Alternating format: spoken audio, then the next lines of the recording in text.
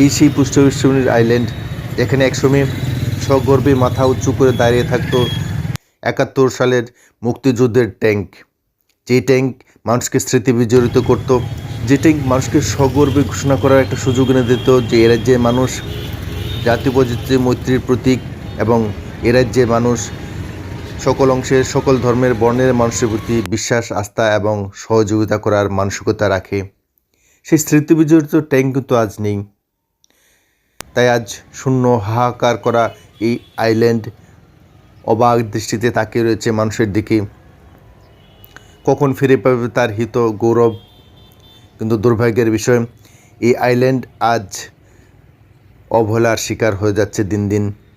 শুধুমাত্র ৭১-এর স্মৃতিযুদ্ধের সময় এই আইল্যান্ডকে ব্যবহার করা হতে পারে, কিন্তু এ রাজ্যের লক্ষ লক্ষ মানুষ প্রতিদিনই ঐতিহ্য এ রাজ্যের গর্বের এই ট্যাঙ্কটি দর্শন করার সুযোগ পেত।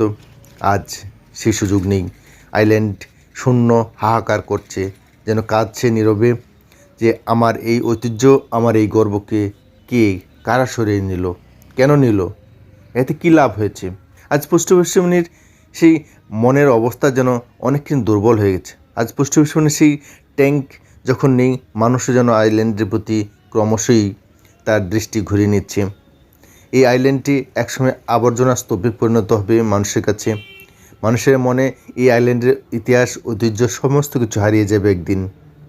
তাই এই রাজ্যের বিদগ্ধজনেরা কিন্তু বারবার দাবি জানাচ্ছেন এই ট্যাঙ্ক পুনরায় স্থানে সগর্বে ফিরিয়ে আনার জন্য। পুষ্টবিষ্ণুর এই ট্যাঙ্ক কোনো নির্জন স্থানে না রেখে পুনরায় যদি আবার এই স্থানে রাখা হয়, তবে এ রাজ্যের মানুষের মুখে হাসি ফুটবে, এটা নিশ্চিত করে বলা যায়। দর্শক বন্ধুরা, আপনারা কি চাইছেন না এই ট্যাঙ্কটি যথাস্থানে ফিরে আসুক? তাহলে অবশ্যই কমেন্ট করে জানাতে ভুলবেন না। প্রিয় দর্শক বন্ধুরা, ইউটিউব চ্যানেল কনফিডেন্স বিল্ডিংয়ের আজকের এই অনুষ্ঠানটি আপনাদের কেমন লাগলো? এই অনুষ্ঠানটি যদি ভালো লেগে থাকে তাহলে অবশ্যই বন্ধুদের সঙ্গে লাইক ও শেয়ার করতে ভুলবেন না। কারণ ইউটিউব চ্যানেল কনফিডেন্স বিল্ডিং এই রাজ্যের তথা উত্তর পূর্বাঞ্চলের প্রতিটি গুরুত্বপূর্ণ সমস্যার প্রতি ফোকাস করে থাকে। তাই অবশ্যই নিয়মিতভাবে ইউটিউব চ্যানেল কনফিডেন্স বিল্ডিংয়ের অন্যান্য অনুষ্ঠানগুলো দেখতে থাকবেন। সকলকে আবারও ধন্যবাদ।